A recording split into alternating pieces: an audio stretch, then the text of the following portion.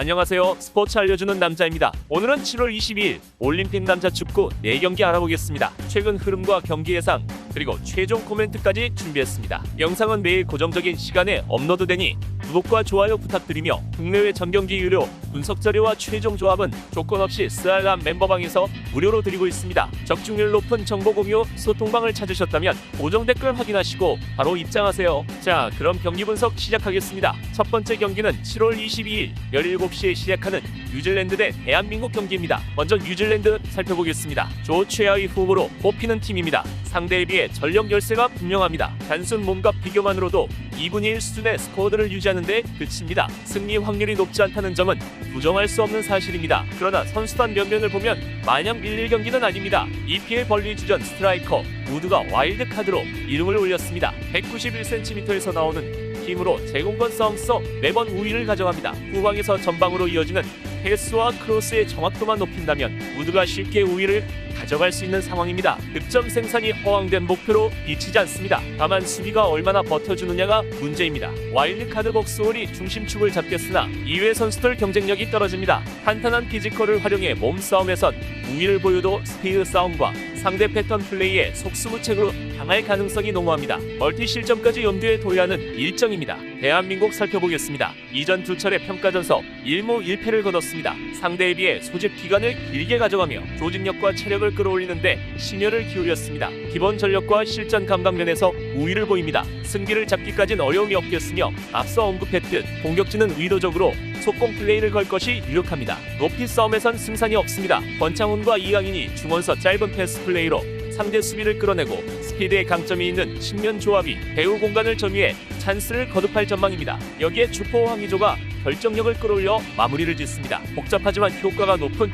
공격 패턴입니다. 이들의 시너지가 그라운드에 묻어나온다는 가정하 1에서 2득점 생산은 평이한 과제로 보입니다. 문제는 수비인데 뒷문이 상당히 불안합니다. 앞선 두 경기에서도 수비 실수로 주지 않아도 될 실점을 헌납했습니다. 정태욱과 이상민으로 이어지는 센터백 조합이 장신 공격수 우드를 꽁꽁 묶을 수 있을지도 의문입니다. 송범근 골키퍼는 확실히 안정감이 떨어집니다. 1실점 정도는 여유롭게 열어두는 편이 낫겠습니다. 최종 코멘트는 이렇습니다. 뉴질랜드가 작정하고 제공권 싸움을 유도하면 안전을 꾀할 것입니다. 피지컬이 탄탄한 자원들이 질비의 힘 싸움서 우세를 가져갈 전망입니다. 하지만 이외 패턴 플레이가 부족한 데다 수비 불안이 대두되는 상황입니다. 대한민국이 상대의 약점을 집요하게 노려 역동적인 플레이를 가져갈 것으로 보입니다. 물론 후방 불안을 간과할 수 없지만 그 이상의 공격 파괴력을 뽐낼 것으로 점쳐집니다. 대한민국 승 핸디 플러스 1.0 무승부 2.5점 기준 오버를 추천합니다. 두 번째 경기는 19시 30분에 시작하는 아르헨티나 대 호주 경기입니다. 먼저 아르헨티나 살펴보겠습니다. 아르헨티나는 메시의 와일드카드 합류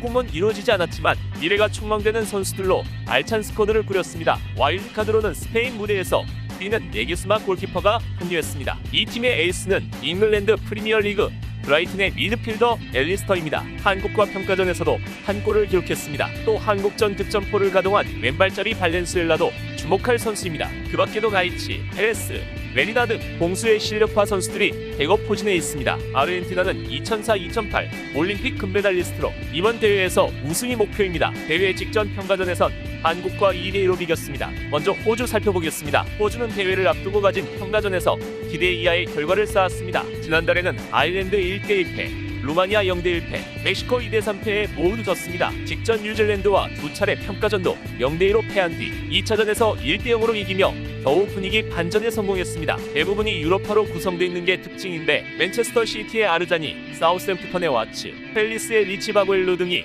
주목할 선수입니다. 와일드카드로는 웨스턴 시드니의 베테랑 골잡이 듀크가 선택됐습니다. 조별리그 통과가 목표지만 첫 경기부터 쉽지 않은 상대과 만납니다. 최종 코멘트는 이렇습니다. 전력상 아르헨티나의 승리 가능성이 높습니다. 최근 호주의 평가전을 보면 조별리그 통과도 어려워 보이는 게 사실입니다. 아르헨티나의 산뜻한 출발이 예상됩니다. 아르헨티나 승 핸디 마이너스 1.0 아르헨티나 승 2.5점 기준 언더를 추천합니다. 세 번째 경기는 20시에 시작하는 일본 대 남아공 경기입니다. 먼저 일본 살펴보겠습니다. 일본은 이번 도쿄올림픽 개최국으로 유력한 메달 후보 중 하나입니다. 일단 최강 전력을 구축했습니다. 안방에서 최고 성적을 거두기 위해 와일드카드로 국가대표 3인방을 차출했습니다. 수비수 요시다 마야를 비롯해 사카이 히로키, 엔도 와타루를 약점했습니다. 특히 수비 라인에 2명을 뽑으며 후방 안정에 중점을 뒀습니다. 공격은 일본 축구의 미래로 불리는 후보 나케우사, 노안 리스, 토미야스 다케이로 등 유럽파가 대거 승선했습니다. 또 중원은 일본 제1리그에서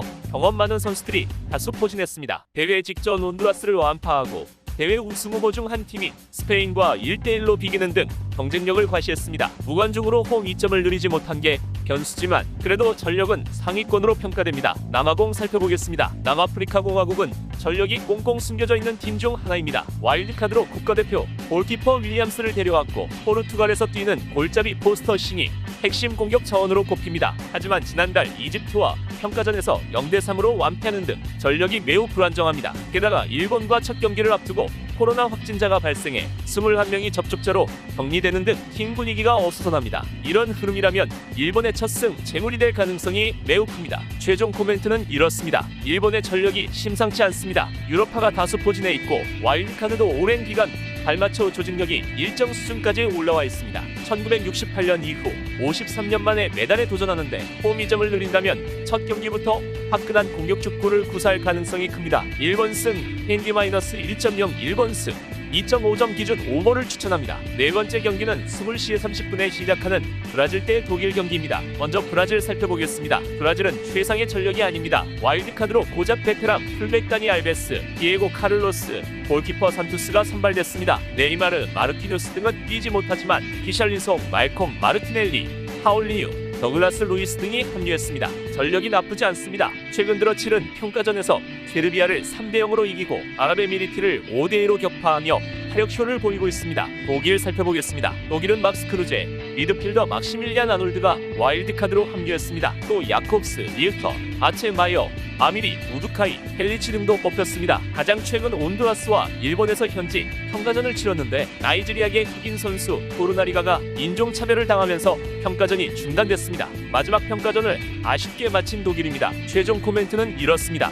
두 팀 모두 전력이 좋지만 최근 평가전에서는 브라질의 화력쇼가 확실히 돋보이는 경기였습니다. 독일이 첫 경기에서 헤맬 때 몸이 풀린 브라질의 다량 득점도 가능할 전망입니다. 브라질 승, 핸디-1.0 무승부, 2.5점 기준 5번을 추천합니다. 이렇게 4경기 알아봤는데요. 경기 분석은 배팅에 있어 최선의 전략이며 100% 일치할 수는 없습니다. 때문에 좋은 경기를 선별해 최종 조합을 맞추는 것이 노하우입니다. 고정 댓글 참고하시면 오늘 주역 조합 받아보실 수 있으며 영상이 도움되셨다면 구독과 좋아요, 알림 설정까지 부탁드립니다. 시청해주셔서 감사합니다.